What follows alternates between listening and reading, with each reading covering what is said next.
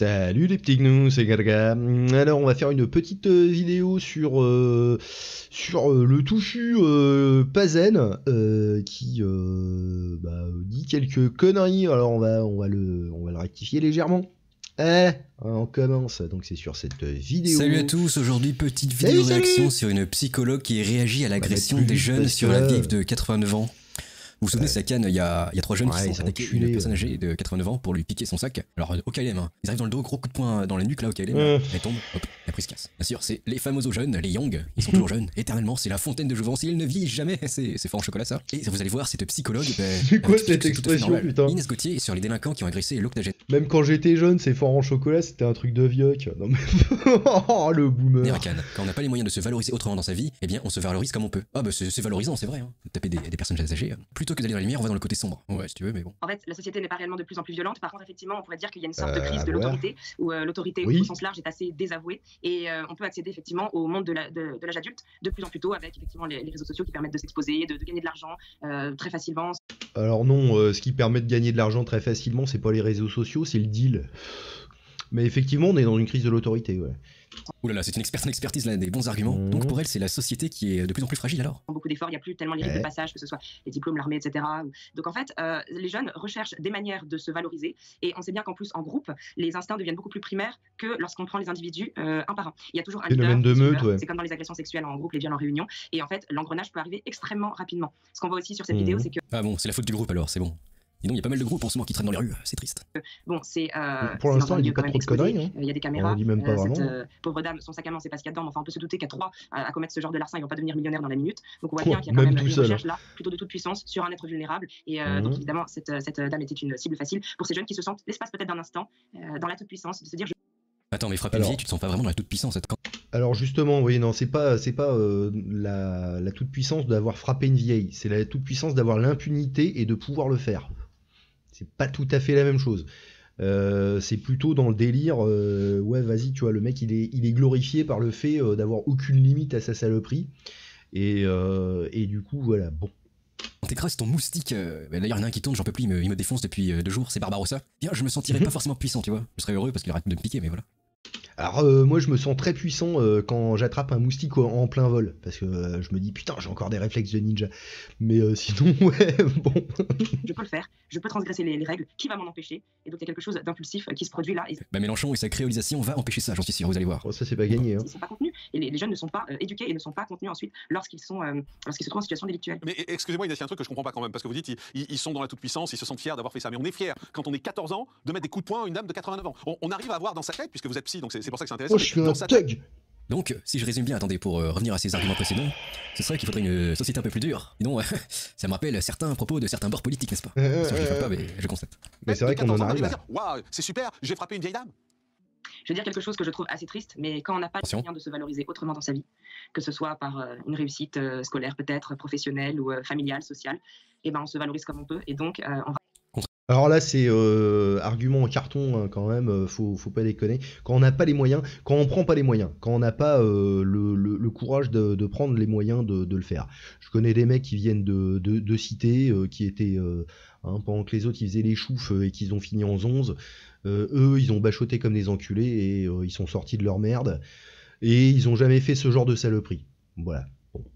Alors après, évidemment, le cercle familial était peut-être pas tout à fait le même.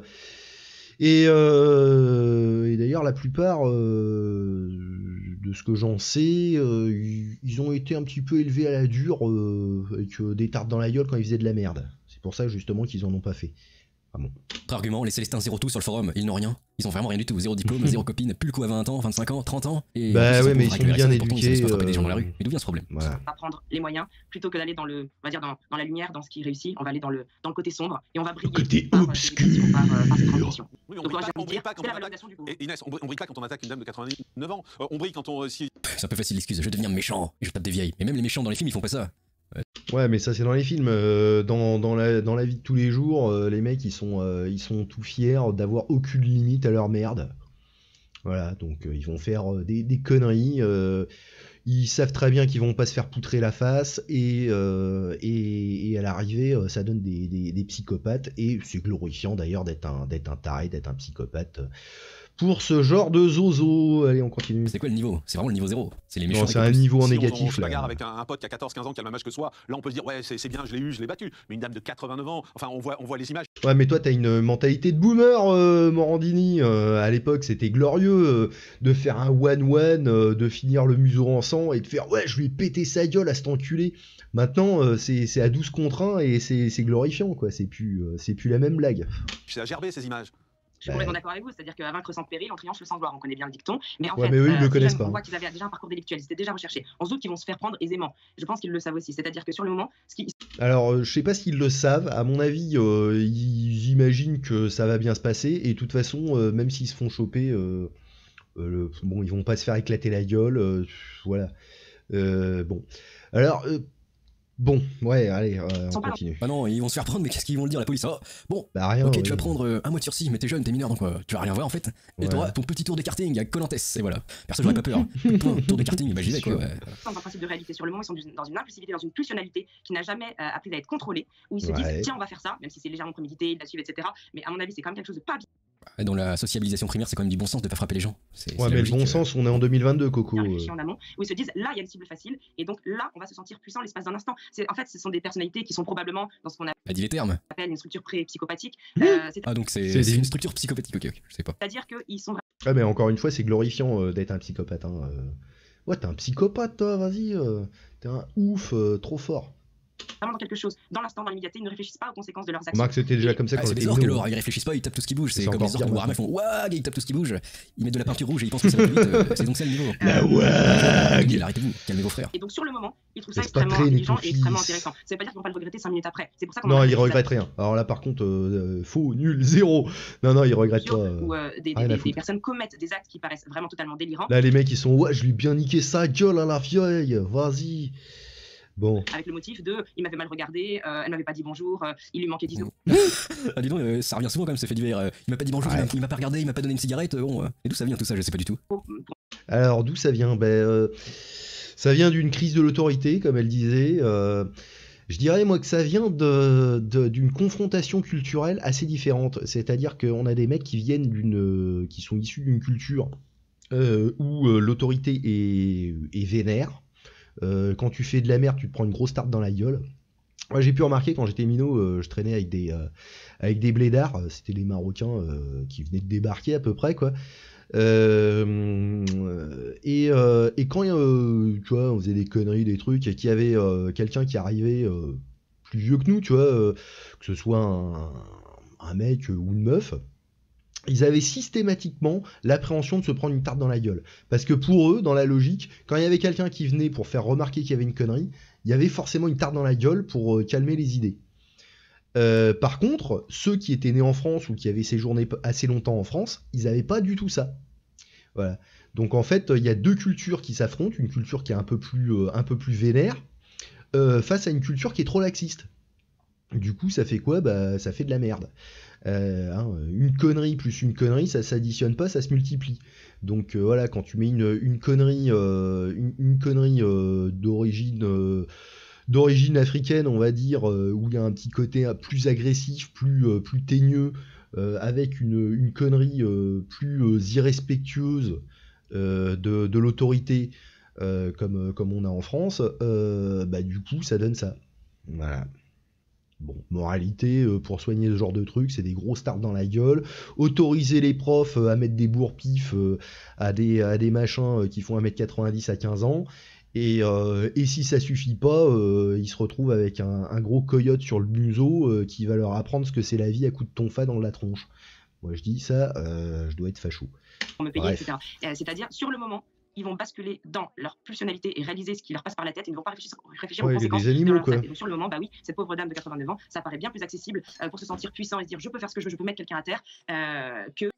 Du coup, est-ce qu'on peut dire ça du H? Il avait une petite impulsion et il a fait des trucs bizarres. Le H, voilà. Que évidemment de briller à l'école ou de se bagarrer avec plus costaud que soi. Merci Nesgotier, psychologue. En expertise, qu'en pense l'élite? Dégénéré. Donc pour être psychologue, il faut juste avoir vu Star Wars, c'est ça? Ouais. Mais qu'est-ce qu'elle raconte celle-là? Et voilà, cette meuf est clairement l'une des raisons de la chute de notre pays. C'est dingue comme certains arrivent à défendre l'indéfendable. On pourrait lever et tabasser leur daronne, elle défend qu'ils pas trouveraient le grand-chose moyen en de fait pardonner. là. Hein. La solution, Bon, elle a payer un quelques excuses pourraves, mais... Faut un commissaire politique aussi. Elle a pas tort par contre, quand t'es un raté, tu vas plus facilement vers le mal, car il est bien plus simple à faire. Elle a raison dans son analyse, mais ni pardon, ni oubli pour les jeunes. Le problème, c'est qu'en disant ça, elle leur trouve une bonne excuse. Oui après, tu peux faire ce que tu veux, c'est l'anarchie dans les rues, tu peux tirer sur tout le monde, c'est les crimes de guerre, et c'est bon après. Bon, je commets des crimes de guerre, mais c'est bon, ça passe. J'ai une enfance difficile, le H. Ouais, ok, j'ai entassé des gens. Et alors, j'ai une enfance difficile, c'est fou.